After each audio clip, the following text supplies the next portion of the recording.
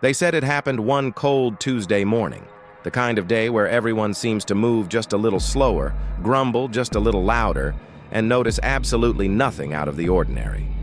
Except that morning, something extraordinary did happen. Not a robbery, not a scandal. Something stranger, quieter, but far more unsettling.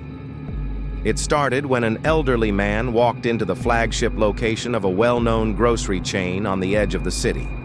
He looked out of place, frail, unshaven, eyes sharp but weary. His coat was heavy and old-fashioned, the buttons mismatched. He moved slowly, dragging a cart behind him like it was made of bricks. A few customers glanced at him, then away, the way people often do when they aren't sure if someone belongs. No one greeted him. No one offered help. But the man wasn't looking for charity.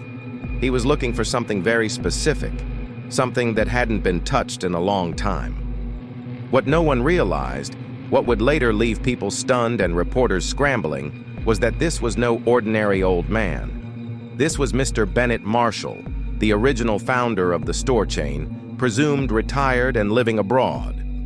For the last decade, he'd been completely off the grid, his name scrubbed from corporate memos, his legacy quietly eroded by new management who considered him outdated, eccentric, and ultimately disposable. But what they didn't know was that he'd never truly let go. He'd kept tabs on everything. And that morning, he came in unannounced, without security, without his name badge, to see what his empire had become. What he discovered would shatter him.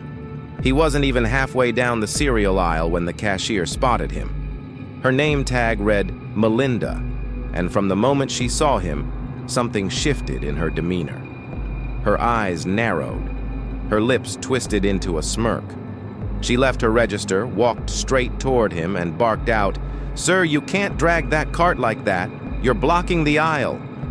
Her tone wasn't friendly. It wasn't even professional. It was sharp, accusatory, dripping with condescension. Customers nearby paused. A manager in the corner peered over his clipboard but didn't interfere. Mr. Bennett stopped and blinked slowly. "Excuse me," he said, voice hoarse. But Melinda cut him off. "Don't excuse me. This isn't a homeless shelter. We don't let people loiter. Either shop or leave." Her voice echoed. There was a strange silence after that. Mr. Bennett didn't argue. He didn't lash out. He simply nodded, his mouth trembling a little, and continued down the aisle with a quiet kind of resolve.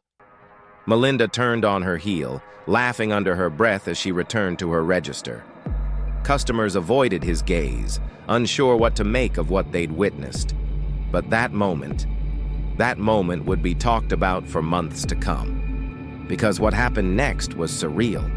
Mr. Bennett picked up a dusty old can of soup from the bottom shelf. Not just any soup. It was the original brand he'd helped create with his late wife in 1986, the one that launched the store from a roadside shack into a multi-million-dollar chain. But now the label was faded, stuck behind newer, shinier products. He stared at it like it was a ghost. Then he placed it gently in his cart and made his way to the front. The cashier watched him approach, rolling her eyes. "You actually found something, huh?" she said mockingly. "Well, let's see if you can afford it." She scanned the soup slowly, theatrically, then said, "That'll be $1.79. Mr. Bennett reached into his pocket and pulled out a worn leather wallet. He unfolded it, revealing a single bill and a gold card with his name etched into it. Bennett Marshall, founder. Melinda barely looked. She grabbed the dollar bill, handed him his change, and snorted. "Hope it's worth it, old man." She never saw the card, but the customer behind him did. A man in his 40s with sharp eyes and a suit that screamed corporate legal. He squinted at the card, then at the man, and his face turned pale. He opened his mouth, closed it, then quickly stepped out of line and followed Mr. Bennett toward the exit. That moment became the pivot. The man's name was Harold Lang, VP of Legal Affairs for the entire chain, and he had just realized who the old man really was. Within 30 minutes, the store's internal systems lit up. Emails, emergency texts, phone calls from regional managers. But it was already too late. Mr. Bennett had walked in silently and was about to walk out with the future of the company in his hands. Because what no one had known, not even the board of directors, was that Mr. Bennett had never legally relinquished all his shares. In a hidden clause buried in the original charter, he retained veto rights, inspection access, and partial founder authority at the company's original location, the very store Melinda worked in. His unannounced visit wasn't random. It was an audit, one he had every legal right to conduct. And Melinda? She had just disrespected the one man who could rewrite her future with a single phone call. But the twist, that call wasn't going to come. Not yet. Back in his car, a beat-up old sedan parked under a broken streetlight, Mr. Bennett sat motionless, the soup can resting on the passenger seat. He stared out the windshield, watching customers move in and out, blissfully unaware of the ticking time bomb behind those sliding doors. Across town, executives were scrambling. PR teams were pulling old photos of Mr. Bennett, confirming it was him. Legal was reviewing contracts. HR had already frozen Melinda's employment file, pending investigation. But none of that mattered, because Mr. Bennett had one final move to make, and it would shake the company to its core. Melinda, meanwhile, was on break, smoking in the alley behind the store, scrolling through TikTok, still laughing about that crusty old man who thought he owned the place. She didn't know that her video was already trending. She didn't know that one of the bystanders had filmed the entire confrontation, and that clip was now circulating with the hashtag Cashier versus Founder. She didn't know her smirk was being dissected on Reddit threads and corporate Slack channels. And she definitely didn't know that her next shift might be her last. Because while she smoked that cigarette, Mr. Bennett was on a call, not with lawyers, not with media, but with someone else. A woman's voice answered, calm, clear. Yes? He took a long breath and said, "It's time. We trigger the protocol. Silent acquisition. Start with this location." There was a pause. Then the woman replied, "Understood." The line went dead. That call set off a chain reaction that wouldn't become public until days later. Internal memos went out. Stock quietly shifted. Leadership structures trembled behind closed boardroom doors. A forgotten founder had just activated a dormant power clause that would allow him to buy back a controlling interest, quietly, using shadow trusts he'd kept alive for decades. All legal, all devastating. And it all started with a $1.79 can of soup and a cashier who couldn't see past someone's coat. But the true unraveling hadn't even begun. The next morning, Melinda arrived at work to find the store entrance blocked, not by police, not by protesters, but by men in tailored suits holding clipboards and nodding into earpieces. A temporary sign had been slapped on the doors, closed for private inspection, executive audit in progress. She blinked, confused, until someone handed her a sealed envelope. Inside was a note, typed, no signature. Sometimes, all it takes to reveal the truth is a little disrespect. Melinda's hands shook. Around the block, news vans were parking. Bloggers and influencers had swarmed the sidewalk. Whispers of a corporate scandal were taking shape. Mr. Bennett was nowhere to be seen, but his presence was everywhere. Shareholders were demanding answers. Customers were threatening boycotts. A once proud brand now looked vulnerable, cracked open by arrogance and rot. And yet, no one could find the founder. No press release, no public statement. Just that one soup can, now sitting in a glass box inside the shuttered store, placed there by unknown hands overnight. Beneath it, a plaque read, "The beginning and the warning." Executives called emergency meetings. A new name was whispered in halls like a ghost. Marshall is back. And with him came uncertainty, fear, and something else. A list. A long, detailed list of every employee grievance, customer complaint, and hidden incident that had been swept under the rug over the last 10 years. How Mr. Bennett obtained it, no one knew.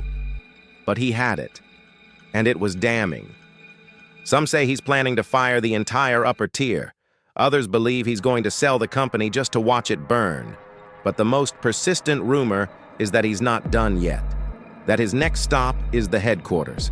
That there's another name, another face, another public moment of humiliation waiting to happen. And that when it does, it'll be live streamed to the world. Because if there's one thing everyone agrees on now, it's this. The old man they dismissed?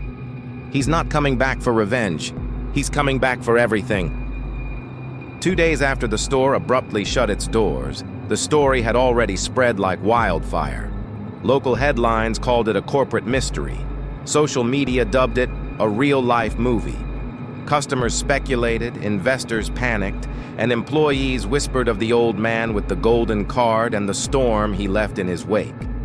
Melinda hadn't slept. Not really. Her phone had exploded with texts and DMs, some asking if she was okay, others mocking her, plenty threatening her. She'd deleted the video from her socials, but it was too late. It had been downloaded, stitched, memed, dissected.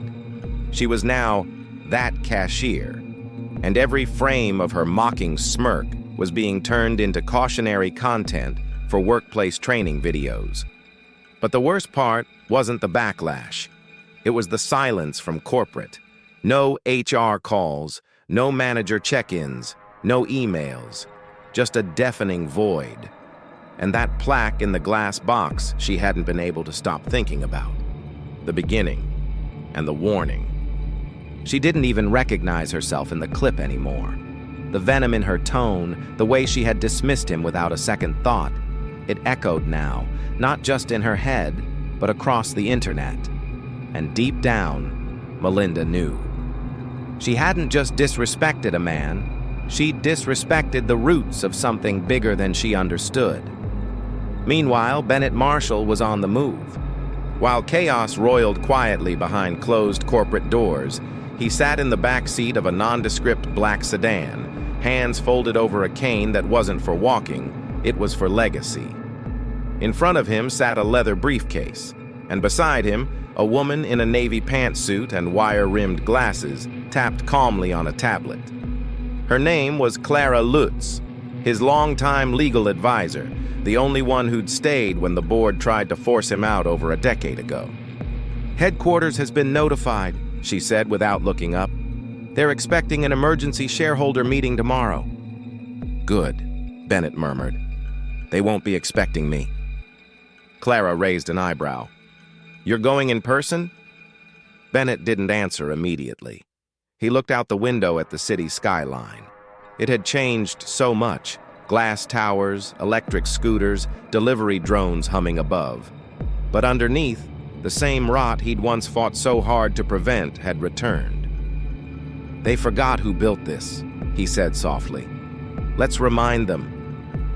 Across town, at corporate headquarters, the mood was brittle. The C-suite was a mess. Board members were split. Some wanted damage control, others insisted the founder had no real power left. But the quiet ones, the smart ones, were digging into the legal archive, and they were terrified by what they were finding. That founder clause wasn't ceremonial, it was enforceable. Bennett Marshall could walk into that boardroom and demand an executive vote, and if enough shares tilted in his favor, he could legally dismantle the leadership team. Not just fire people, dissolve departments, cancel contracts, purge the entire top layer. And Bennett had spent years preparing for this moment in silence. His shares were spread across a network of shell trusts and silent partners, each one waiting for a signal. That signal had come. By the time corporate realized it, control of the company was already slipping through their fingers. But Bennett didn't just want control, he wanted the soul of his legacy back. That afternoon, Melinda received a certified letter. It wasn't from HR, it wasn't even from corporate. It was from the founder's office, a department she didn't know existed. Inside the envelope was a single-page summons for a mandatory meeting at the original flagship store. The same one where it had all started. The same one now locked, glass plaque glinting under dusty light. She stared at the letter, heart pounding. Below the formal text was a handwritten note in blue ink. Redemption isn't handed out, it's earned. Show up. Signed, BM. The next morning, 9 a.m. sharp, Melinda stood outside the store's front entrance, flanked by a handful of other employees, all confused, all summoned. A man in a dark suit unlocked the doors and let them in without a word. Inside, the store looked different, brighter, cleaner. Every aisle was perfectly aligned. The lights were warmer. There was no music, just silence. At the far end of the store stood a long wooden table where Bennett sat alone. Melinda's feet felt glued to the floor. He looked at her. No anger, no smugness. Just tired eyes, waiting. The others stayed back. She walked forward alone. When she reached the table, he gestured to the seat across from him. Sit. She did. For a moment, neither spoke. Then Bennett placed a small box between them. Inside it was the can of soup. "Do you know what this is?" he asked. She nodded, eyes fixed on it. "It's the brand your wife made." Bennett's eyebrows lifted slightly. "You looked it up." "I had to," she whispered. He nodded slowly. "I built this company so people could find dignity in work. Not just food, not just profit, but respect. That used to matter here." Melinda's voice cracked. "I was awful to you." "You were," he agreed. "But that's not the worst part." She looked up. "What was?" "You weren't the only one." He slid a file folder toward her. She opened it. Inside were printed customer complaints, employee grievances, security footage stills, page after page of systemic disrespect, racial profiling, wage theft, harassment. None of it had been dealt with. All of it had been buried. Melinda swallowed hard. "I failed too," Bennett said. "I stepped away, thinking the people after me would care like I did. They didn't.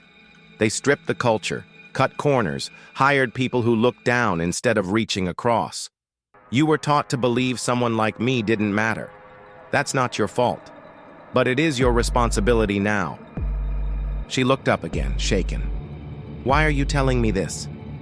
Bennett leaned forward. "Because I'm putting you in charge." Silence. Melinda blinked. "What?" "I'm firing the entire top floor," he said plainly. "Legal, operations, marketing, gone. The chain's being restructured.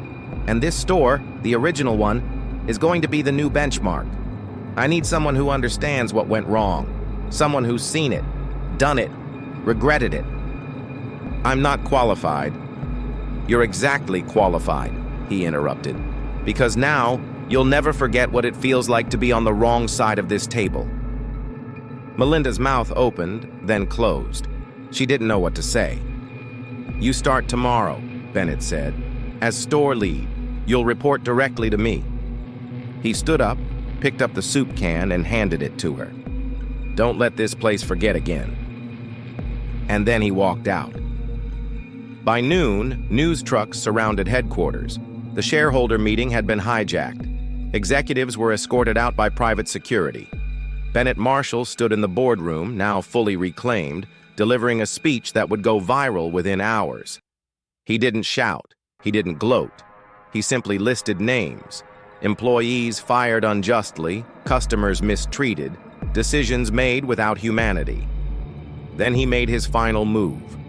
He transferred ownership of the company to a newly established trust, governed by a rotating panel of frontline employees, former customers, and community leaders. Profits would be capped. Wages would be raised. Transparency would be non-negotiable. It wasn't just a reform, it was a revolution. And it was live-streamed to the world. 3 weeks later, the flagship store reopened. Melinda stood at the entrance, wearing a crisp uniform and a new name badge, Store Lead, Melinda Torres. She greeted every customer personally. She didn't just ring them up. She listened. She thanked them. She offered help before it was asked. The same old man from before came in again, this time smiling, moving with ease. Melinda gave him a small nod, her eyes welling slightly as he placed that same can of soup on the counter. "Still $1.79, she said. "Worth every cent," he replied. Behind her, a photo of Bennett and his wife hung on the wall above the service desk, framed in gold. Below it, etched in brass, were the words, "Legacy is not what you leave behind. It's what you fight to protect." Across the country, other locations began to follow suit. Toxic managers were replaced. Community partnerships were rekindled. Customers returned in droves. The story of the cashier and the founder became a case study, a movement, proof that redemption was possible, that respect could be restored. And somewhere, in a quiet house outside the city, Bennett Marshall sat on his porch, watching the sun rise, a cup of coffee in one hand, a newspaper headline in the other. "Founder reclaims empire, puts power in the people's hands." He smiled, folded the paper, and leaned back in his chair. He was done, but the story, that would live on.